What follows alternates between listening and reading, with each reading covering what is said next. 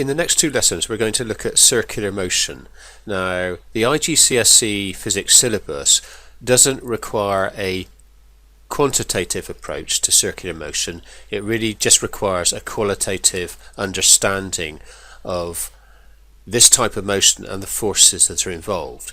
So before we discuss this, we're going to revisit what is a vector and a scalar quantity. You know that all of the quantities that you encounter in physics can be categorized as either a vector or a scalar. And how do we differentiate between the two? Well, a scalar quantity is a quantity that involves just magnitude, whereas a vector quantity is a quantity that involves both a magnitude and direction. In other words, scalars have no inherent sense of direction. For example, mass is a scalar quantity.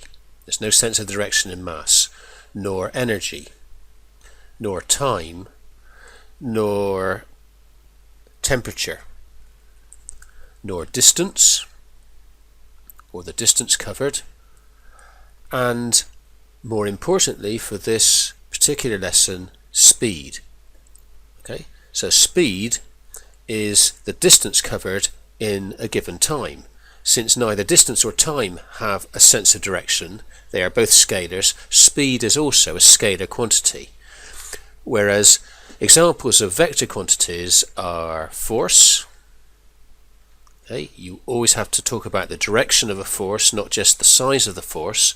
So direction is important, and the position of an object, and very important for this lesson, velocity. Okay, so velocity is not the same as speed. Speed is the distance covered in a given time, whereas velocity is equal to the change in position in a given time. So because position is a vector, then velocity is also a vector quantity. Okay, we have to consider both the magnitude of the velocity and its direction. Now this is all very important when we're considering the problem of circular motion. So to help us understand that, let's have a look at a diagram. Supposing that we've got some object here, and this object is moving with a constant speed. It's moving in this direction around this trajectory here, and you can see that this is a non-linear trajectory. By non-linear we mean that it's curved. Okay, so let's just say that it's moving with a constant speed. That's to say the distance that it covers every second is the same as it moves along that trajectory. So while it's moving with a constant speed, you'll notice that its direction is changing. Okay, so at this point here it's moving, at this point here its direction has changed, at this point here its direction's changed again, and its direction's changed again here. So we can represent the speed of the object by the length of the arrow, if you like, of the red arrow. So you'll notice that the length of the arrow doesn't change. Let's say its magnitude is always the same. The speed of the object is constant, but the direction is changing. Now, because, as we said earlier, velocity is a combination of magnitude and direction, because the direction of the object is changing, that means that its velocity is changing throughout this non-linear trajectory. Now, because its velocity is changing, that means that the object is accelerating. So, an object can be travelling at a constant speed but still be accelerating simply because its direction is changing.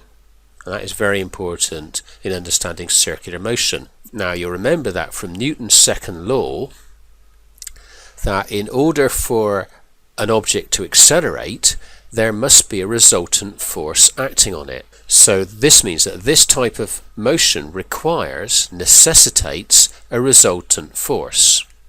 And if the object has a mass m, you'll remember from Newton's second law that the size of this force, F, that's capital F, is equal to the mass of the object multiplied by its acceleration.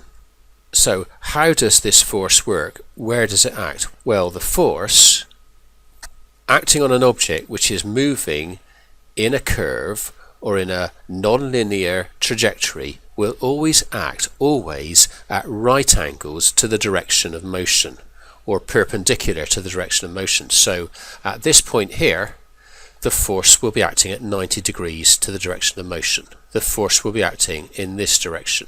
At this point, it will be acting this way.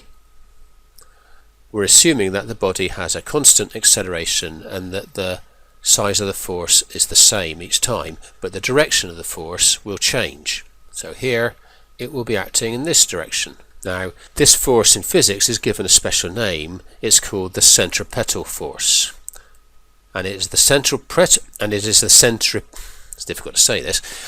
centripetal force which enables the body to move in a circular motion. So whenever a body has non-linear movement, let's say it moves in a curve or it moves in a circle, then a centripetal force must be acting on it. And let's just summarize it. That force acts at right angles to the direction of motion. 90 degrees, that's right angles to the direction of motion. Now, in a particular type of motion where the body is moving in a circle, our body is moving with a constant speed, but its direction of motion is constantly changing.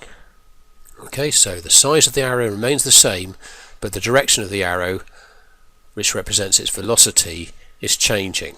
Right, so its velocity is changing, it's accelerating, there's a force acting on the body, therefore following Newton's second law, and that force always acts at right angles to the direction of motion. So in this particular case, the force will always be acting towards the center of the circle. I'm trying to get these all the same size, they are more or less. When a body moves in a circle, the centripetal force, that's to say the force that enables it to move in that circular motion, will always act towards the center of the circle. Okay, so what we're going to do in the next lesson is we're going to have a look at different examples of situations where bodies move in a circular or non-linear trajectory, and what provides the forces or the centripetal force that enables them to do that, to move in this way, and also what affects the size of the force that's acting on them.